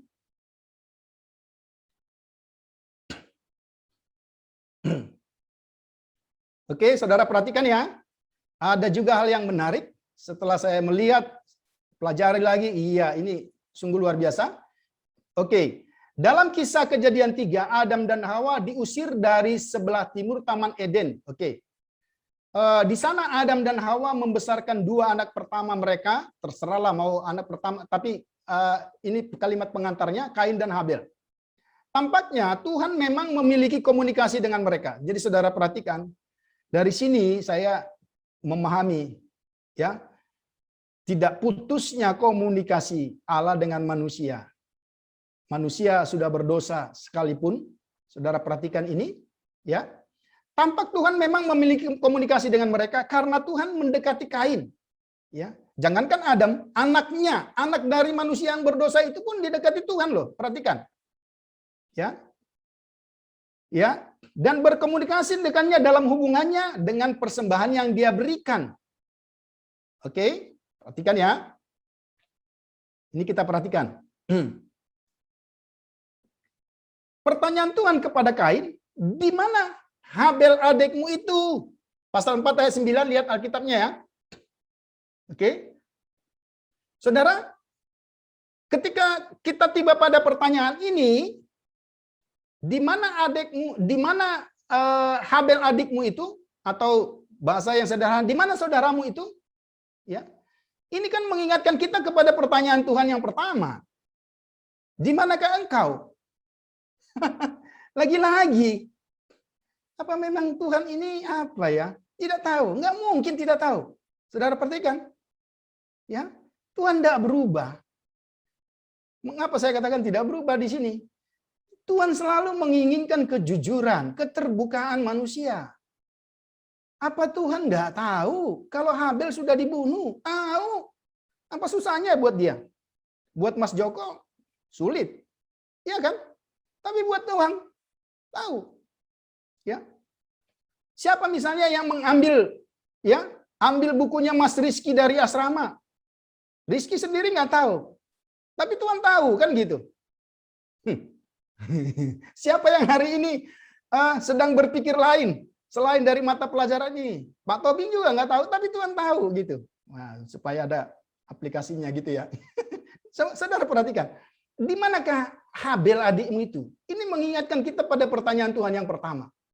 Di manakah engkau? Ya. Jadi sama ya. Ternyata Tuhan tuh selalu menginginkan keterbukaan. Bukan dia tidak tahu. Ayo dong cerita sama saya. Ya, apa yang kamu perbuat, ceritakan. Jadi sebenarnya sejak awal Tuhan menolong orang, Tuhan menolong manusia untuk terbuka dan jujur. Karena apa? Karena yang memulai komunikasi itu bukan manusia. Perhatikan. Yang memulai komunikasi adalah Tuhan. Ini jelas ya? Jadi kita perhatikan itu. Oke. Ya, sebagaimana kehadiran Tuhan di hadapan Adam, orang tua Kain di Taman Eden juga dialami oleh Kain. Wah, waktu saya membaca ini, saya mempelajari lagi. Teman-teman, ya, kita seringkali menghakimi kalau sudah berdosa, ya sudah selesai lah, gitu ya. Iya kan? Saudara perhatikan. Saya waktu sampai, saya baru menemukan prinsip ini. Waktu saya sampai di sini saya terkenyang. Bagi manusia, kalau you sudah berdosa, ya sudah selesai. You sudah salah sekali, ya sudah selesai. Ya kan? Sama. Institusi juga begitu. Kalau mahasiswa sudah melakukan ini, ya you selesai. Tapi saudara perhatikan enggak? Jangankan Adam, anak Adam pun masih diopenin oleh Tuhan. Ada apa? Missing link yang selama ini. Ya, kita langsung lompat. Adam selesai, tiba-tiba Kain. Kita lupa menghubungkan ini. Oh, ternyata di sini kita bisa melihat Allah tidak dibatasi. Ya, tidak ada yang bisa membatasi Allah. Adam sudah berdosa, apakah itu membatasi Allah untuk menyatakan diri? Enggak. Kalau Allah terbatas, ya itu sudah lain cerita. Dia masih openi, bukan Adam sekarang, ya. Dengan kata lain, tindakan Allah itu adil sama kepada setiap orang berdosa, bukan penghukuman yang pertama. Tapi yang pertama, yang Tuhan inginkan, you terbuka atau tidak? Jadi buat Tuhan nggak pernah ada kata selesai. Wow, saya lihat ini, ya. Saya pikir Tuhan nggak ngurusin lagi gitu loh. Karena sudah selesai di pasal 3, pasal tragedi itu kan. Ternyata loh, kalau anaknya saja diurusin, berarti selama ini Adam menurut saya juga ya gimana ini? Ya kan? Lagi-lagi saya mau membawa saudara kepada pembacaan Alkitab dengan membayangkan. Tapi ada teks yang membuktikan. Jadi bukan bayangan kosong, bukan hayalan. Ya. Saudara, lihat ya. Saya lanjutkan, ini menarik. Waduh, waktu kita memang sangat terbatas untuk ini, tapi kita lihat. Ya, dalam bahasa Ibrani di teks-teks itu dikatakan, saudara bisa baca, lihat ya. Wayomer, ya, dan dia telah berkata atau dan dia berkata, ini digunakan 4 kali oleh Tuhan. Perhatikan. 2 kali oleh Kain. Lihat ayat-ayat. Jelas terlihat bahwa Tuhan dan Kain berinteraksi secara verbal. Jadi ngomong secara verbal. Nanti kalau ada pertanyaan Rizky lagi, gimana ya wujud Tuhan pada waktu itu? Enggak dijelaskan. Tapi pertanyaan saya, teman-teman. Ya. Kira-kira Kain berinteraksi dengan wujud yang terlihat enggak? Atau seperti film Space Ghost yang hanya kelihatan mulutnya? Oke? Ya, sebelum ada yang bertanya, saya sudah jawab duluan.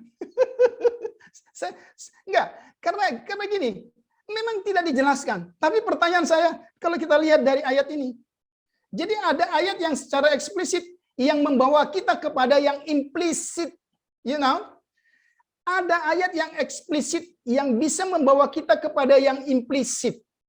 Wayomer, dan dia telah berkata. Implisitnya apa? Berarti Tuhan itu hadir, ada. Karena apa? Karena Kain menjawab. Berarti mereka ngomong verbal.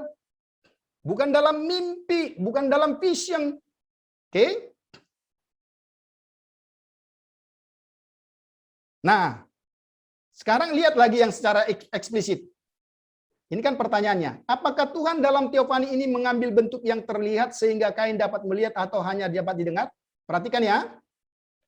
Kalimat berikutnya. Buka ayat yang ke-16. Buka ayat 16.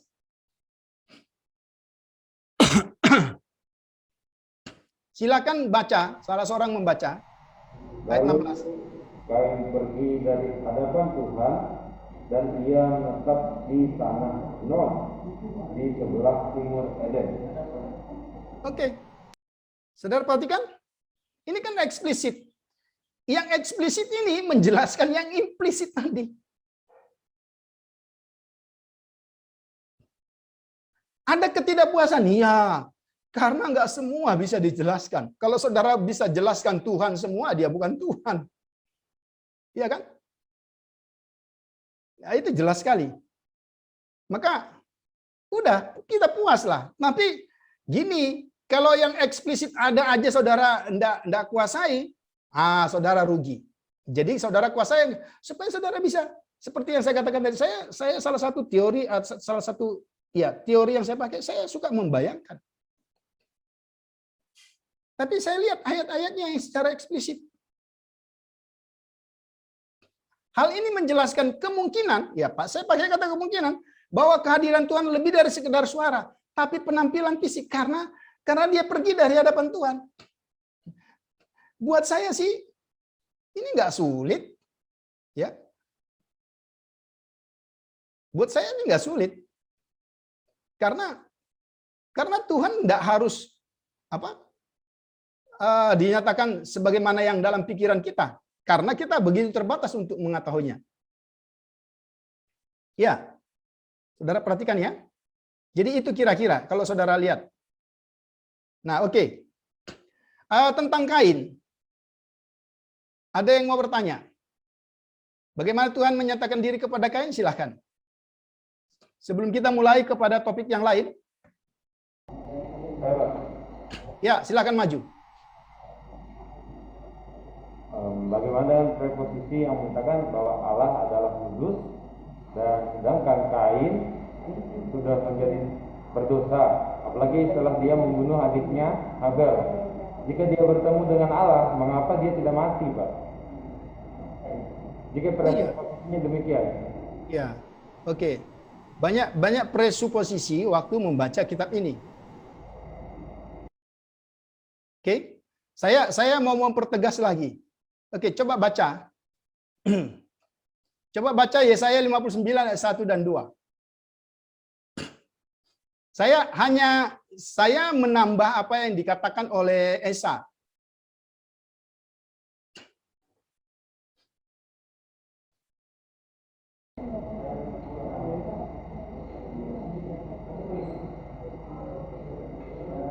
Sesungguhnya tangan Tuhan tidak kurang panjang untuk menyelamatkan, dan pendengarannya tidak kurang tajam untuk mendengarkan, tetapi yang memisahkan kamu dengan Tuhan adalah dosamu, gitu ya. Oke, itu prinsip. Pertanyaan saya, satu tadi kan saya sudah jelaskan. Apakah Alkitab, Esa dengar baik-baik? Apakah Alkitab menjelaskan, ya, Kain melihat pribadi atau esensi Tuhan? Apakah Alkitab menjelaskan seperti itu? Yang saya jelaskan tadi adalah yang eksplisit, oke, yang bisa menjelaskan yang implisit. Tidak pernah dijelaskan oleh Alkitab. Maka ini tetap menjadi rahasia. Ya. Kalau saudara perhatikan, saya bukan memakai Ulangan 29 ayat 29 itu, bukan. Ya. Nah, itu yang pertama. Tapi yang kedua, kalau saudara memperhatikan, itu prinsip bahwa dosa memisahkan manusia dengan Allah. Oke. Itu jelas. Tapi pertanyaan saya, kalau manusia berdosa, Allah bisa nggak menghampiri manusia itu? Bisa aja, Pak. Ya, tidak ada masalah berarti. Dan dia tidak mati karena tidak dijelaskan di situ. Dia melihat, makanya saya katakan tadi, tidak ada penjelasan Alkitab. Nah, ini nanti ketika kita lihat pada sisi lain, misalnya kepada Malak Yahweh, ini memang semakin lebih terang gitu loh. Itu tidak dijelaskan oleh Alkitab. Jadi saya nggak mau mereka-reka apa yang tidak dijelaskan Alkitab di situ. Tapi masalah dosa memisahkan itu jelas, ya, itu jelas. Tapi bukan berarti, ya, kalau saudara katakan memisahkan kita dan tidak mendengar. Maka saudara perhatikan, berarti Tuhan itu Tuhan yang terbatas. Justru keberdosaan manusia ini, itulah yang membuat Tuhan berinisiatif, perhatikan, sejak awal. Untuk menyatakan diri. Nah, dengan berbagai caranya, supaya manusia dapat mengenal Dia dan diselamatkan. Harus kembali ke situ. Ya. Yang tidak dijelaskan ya kita nggak bisa lihat. Tapi ketika nanti kita lihat pada contoh-contoh lain, ada contoh-contoh yang sangat jelas yang bisa dijelaskan. Ya, ini mulai menggelitik-gelitik, ya, mulai mencoba apa. Jadi beberapa pertanyaan ini sesungguhnya apa seperti itu. Jadi tidak ada jawaban untuk itu. Karena saya pikir tidak ada juga manusia yang tidak berdosa. Apa ada kira-kira? Nggak ada. Tapi lagi-lagi, justru itulah salah satu alasan. Itu alasan yang kedua tadi kita lihat. Karena yang pertama, supaya manusia mengenal Dia. Ya. Yang kedua, supaya manusia dapat diselamatkan. Jadi ada yang eksplisit memang, dan ada yang tidak bisa kita jelaskan. Hanya, kalau misalnya kita lihat, seperti tadi, nanti tetapi secara eksplisit ada dijelaskan ketika kita membahas bentuk-bentuk penyataan Allah yang lain. Misalnya, Dia sebagai manusia, ya. Nanti saya akan jelaskan.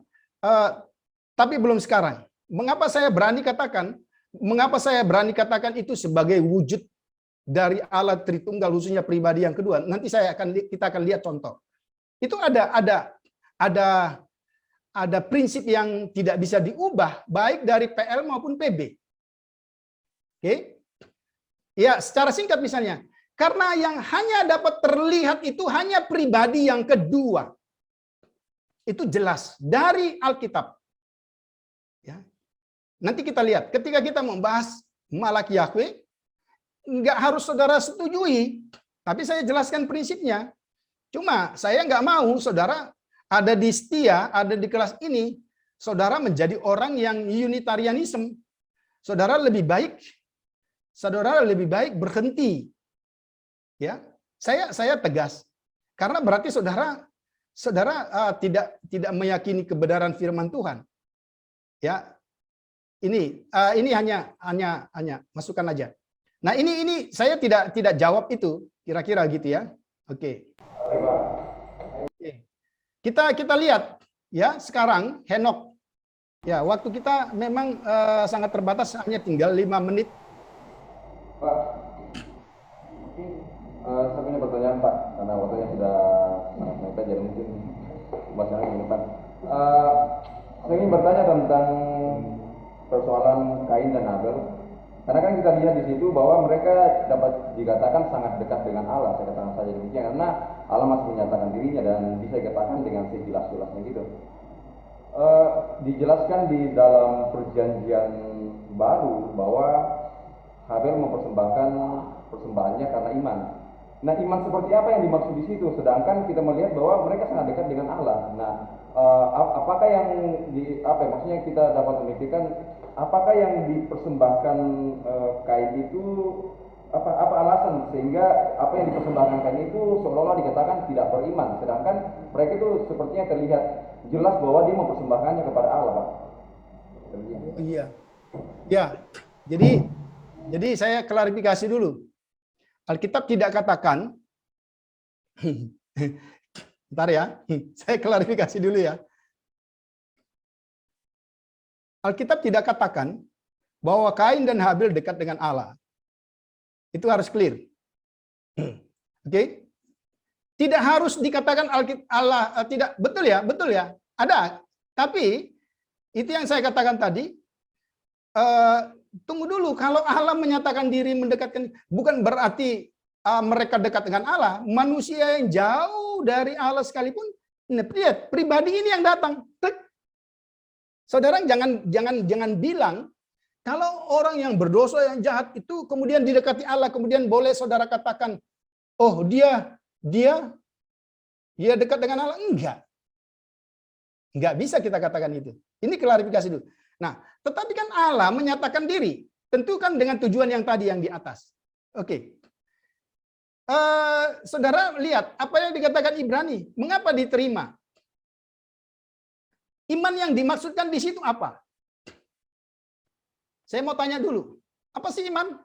Saudara harus tahu dulu apa iman. Apa saudara maksudkan iman itu Ibrani 11 itu? Itu bukan definisi iman.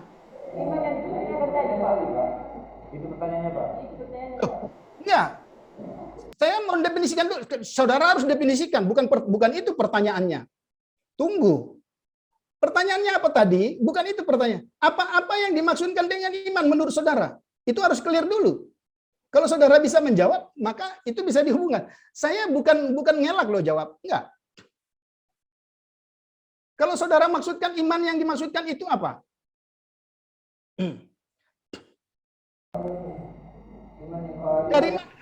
Ya kan kita selalu pakai istilah iman, ya segala sesuatu yang kita harap bukti, oke? Apa itu yang saudara maksudkan iman dalam konteks itu?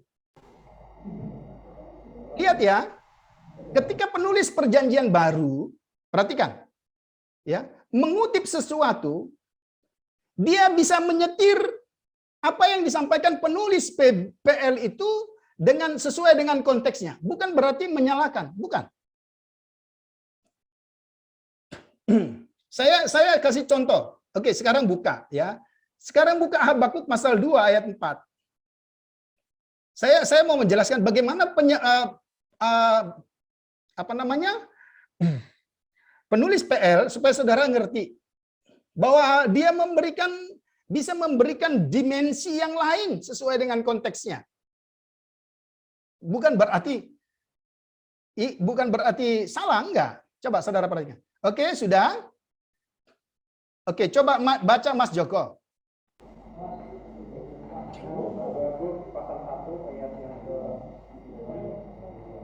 Habakuk pasal 2 ayat 4. Sesungguhnya orang yang membusungkan dada tidak lurus hatinya, tapi orang benar itu akan hidup oleh percayanya. Oke, orang benar hidup oleh percayanya ya. Coba ya, saudara perhatikan. Lihat, apa yang dikatakan oleh Roma 1.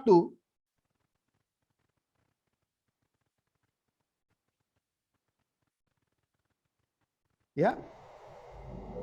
Saudara perhatikan. Ayat 6, ayat 17. Sebab di dalamnya nyata kebenaran Allah yang bertolak dari iman dan memimpin kepada iman, seperti ada tertulis, orang benar akan hidup oleh iman. Oke, saudara perhatikan ya. Paulus mengutip itu, tapi dengan dinamika yang berbeda. Kalau saudara perhatikan, apa iman di dalam PL itu? Ya. Apa iman di dalam PL itu? Apakah sama? Sama. Meskipun nanti ada dimensi yang lain disetir oleh penulis Perjanjian Baru. Kalau saudara lihat Habakuk, saya cerita lagi ulang ini. Ini kan saya sudah pernah cerita. Ya toh? Saya nggak tahu di kelas ini atau di kelas lain. Kalau saudara perhatikan, apa yang dimaksudkan oleh Habakuk? Ya, salah satu nabi yang disebut dengan nabi yang bingung. Oke, perhatikan ya, saya cerita supaya lengkap. Jadi yang dimaksudkan iman itu apa? Oke. Kalau saudara maksudkan yang dimaksudkan dengan iman itu Ibrani 11, no, itu bukan definisi. Ya. Ya, saudara perhatikan. Habakuk itu bingung. Kenapa dia bingung? Bukan karena sulit soalnya, ya, tapi dia bingung karena Tuhan. Ya, orang kan mahasiswa bingung karena soalnya sulit waktu UTS, UAS kan gitu ya. Tapi ini bukan. Dia bingung. Dia tahu Tuhan itu Maha Kudus. Ini sama dengan Esa tadi. Dia tahu Tuhan itu Maha Kudus, Maha Kasih, Maha segala-galanya. Dan Tuhan lihat bangsa Israel ya dihabisi oleh orang-orang kafir. Orang-orang Persia dihabisi, diinjek-injek. Gerejanya waktu itu dibakar. Pendetanya dibunuh, ya bahasa sekarang ya. Tapi Tuhan diam. Menurut pandangannya Nabi Habakuk. Kemudian dia bertanya, Tuhan kenapa begitu? Ya. Dilihat lagi sampai kesekian kali. Nah, yang ketiga, kalau saudara perhatikan Habakuk itu ada debat-debatnya itu ya. Kemudian yang terakhir Tuhan jawab begini.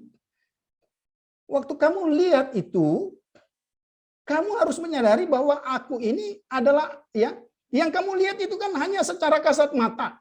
Tapi kamu tahu enggak? Saya ini Allah yang adil. Ya.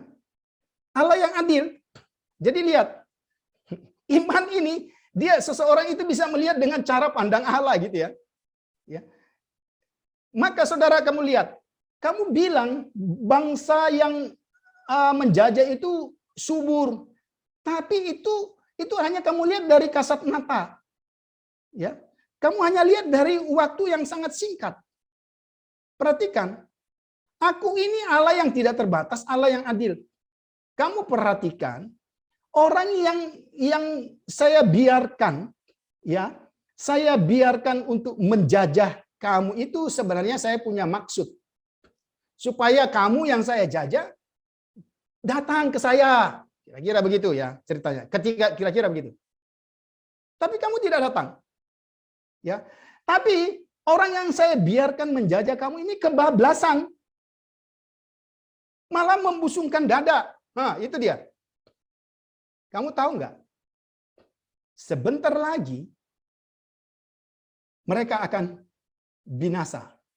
Kamu akan lihat orang yang datang yang percaya kepada saya ini, ya, yang bertobat, yang berperilaku benar, dengan kata lain berperilaku benar, beriman, inilah yang akan hidup.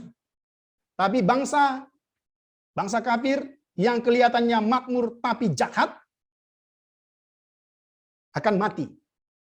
Dan itu terjadi, saudara.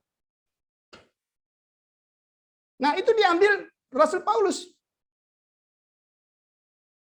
Ya. Ketika dia katakan bahwa aku berhutang, aku punya hutang, aku sebenarnya malu kalau aku dulu begini-begini. Padahal kan orang benar itu harus hidup oleh imannya. Ya, karena Paulus punya pemahaman tentang iman, tentang hukum Taurat itu beda sekali sebelum dia mengenal Tuhan. Jadi sekarang, ya, kalau you mau tahu caranya, Kain, jangan buru-buru ke perjanjian barunya. Jangan di perjanjian barunya yang you cari dulu. Lihat teks di perjanjian lama. Kira-kira kenapa tidak diterima? Supaya saudara nggak terjebak. Baru pindahkan ke perjanjian baru, sinkron. Ya. Kenapa kira-kira nggak diterima? Apa karena biji-bijian? Ingat, ya. Apakah iman bisa dilepaskan dari hidup benar? Bisa nggak? Nggak bisa. Saudara seharusnya sudah tahu itu. Apakah karena waktu dipersembahkan ada teori bilang apinya naik ke atas lurus? Ya, kalau ada angin kan pasti belok-belok, berarti nggak diterima Tuhan kan? Kira-kira apa? Hatinya, Pak. Ya. Jadi menurut saya simpel aja. Iman itu bicara tentang sikap hidup yang benar. Kalau saudara percaya Tuhan, saya pikir sikap hidup benar, ya melakukan yang benar sesuai yang saudara percayai. Nah, makanya saya klarifikasi tadi. Tunggu dulu, jangan bilang Kain dekat dengan Tuhan. Enggak. Siapa bilang enggak ada. Tapi Tuhan mendekatkan diri. Karena manusia yang jauh ini kan maunya. Tapi saudara kan akhirnya kan kitab itu kan open, nggak dijelaskan akhirnya kan? Iya kan? Ya nggak apa-apa. Jadi ya saudara jangan menjebak dengan pertanyaan kemudian pindahkan ke perjanjian baru. Jangan. Lihat dulu perjanjian lamanya. Nah, saya pikir sama. Ya. Kalau iman di situ berarti apa? Tindakan iman. Iman di situ bukan keselamatan yang dianugerahkan. Ya, jadi kalau saudara lihat di dalam Alkitab ada tindakan iman. Saudara melakukan tindakan iman sesudah saudara memiliki iman. Iman itu dari mana?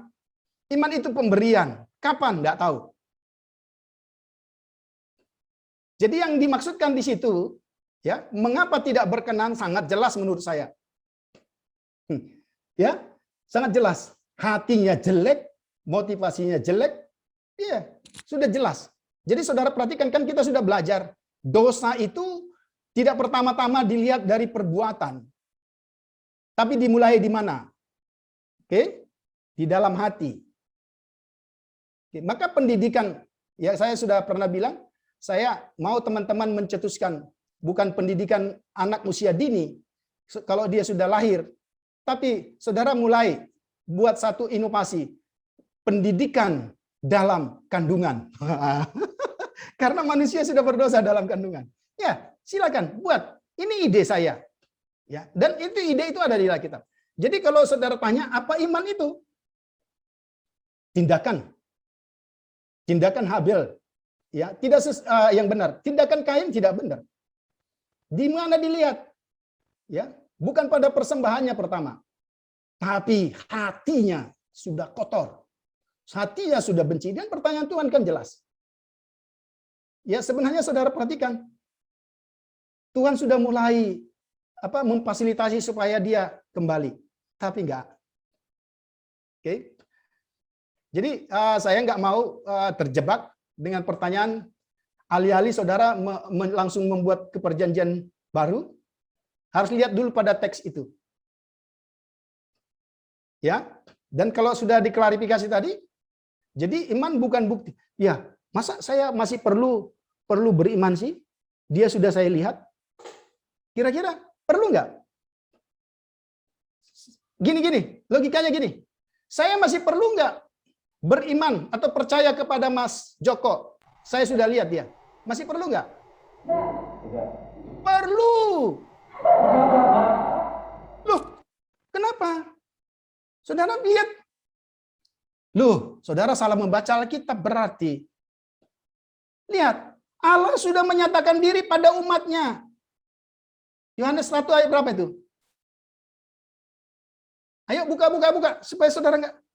Ayo buka. Masa? Nah, pengertian iman saudara apa? Oke, ayat 11. Aduh. Oke. Ayo siapa namanya? Teman saya yang depan ini yang cewek. Priska, baca. Yohanes 1 ayat 11. Yohanes 1 ayat 11,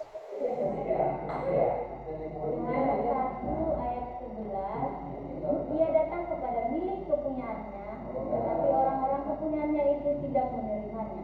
Ya. Jelas ya? Jadi teman-teman jangan keliru. Ya. Ya, kalau dia nampak bentuk fisik, apa saya masih perlu? Iya dong. Kenapa tidak? Ya. Kalau saya lihat Mas Joko terus saya masih butuh percaya, ya saya butuh percaya dia. Ini buktinya. Orang dia sudah datang, tapi banyak orang nggak percaya kok. Oke, hari ini saudara dapat pelajaran baru ya. Ya, jadi teman-teman bacanya seperti itu. Oke, ada beberapa pertanyaan yang saya masih cancel, tapi nanti saya akan pasti jawab. Jadi materi ini memang banyak ini, tapi nggak apa-apa. Kita akan bahas sampai tuntas. Nanti kita akan masuk kepada sebenarnya dasar Tritunggal juga ada di sini. Ya, jadi kita akan lihat contoh-contoh teofani dan sebagainya. Oke, saya mohon maaf karena waktu kita terbatas. Saya mohon supaya teman-teman nanti bersabar. Oke, kita bisa lanjutkan. Kita lanjutkan berikutnya ya. Kira-kira seperti itu supaya ini bisa selesai.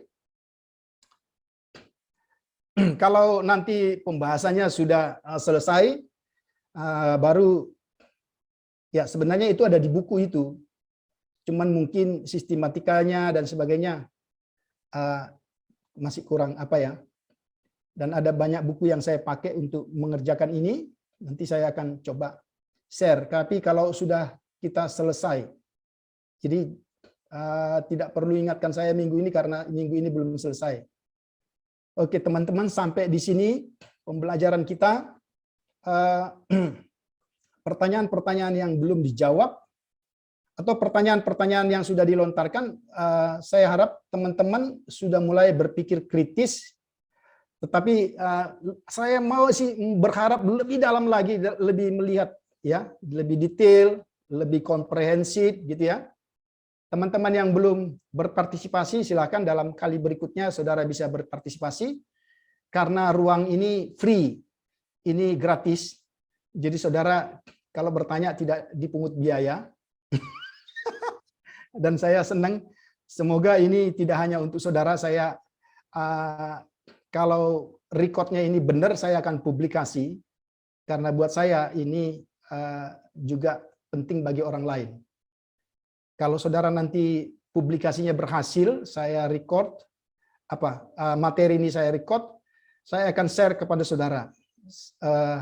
Saya pikir ini bisa menolong. Saya pikir kenapa tidak gitu ya. Saya harap host bisa merekam ini dengan baik. Nanti saya edit beberapa nanti saya tetap share kepada saudara-saudara. Coba bayangkan 2 jam, ini lama sekali. Tapi apa yang bisa dilihat aja. Oke.